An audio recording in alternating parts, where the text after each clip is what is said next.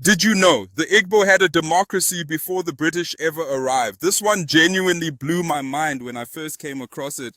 Most people assume that democratic governance was something Africa inherited from Western colonization, that before the British came, African societies were ruled by kings and chiefs who held absolute power over everyone beneath them.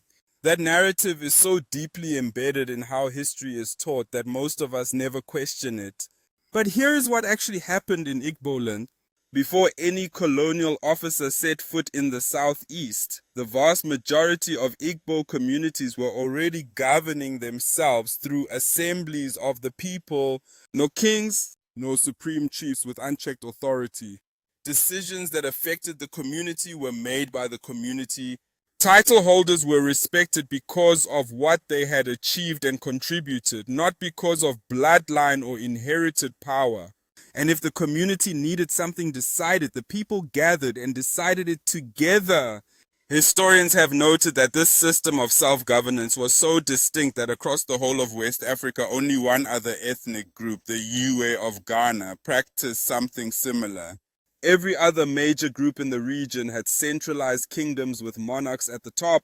The Igbo looked at that model and quietly built something different.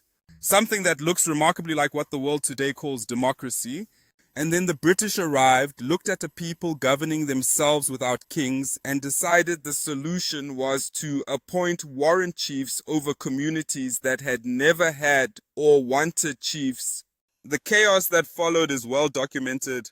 The Igbo resisted it, most famously in 1929 when Igbo women shut down an entire region in what became one of the most remarkable protests in colonial African history. But that is a story for another day. Today, just sit with this. The Igbo were practicing democratic self-governance before democracy became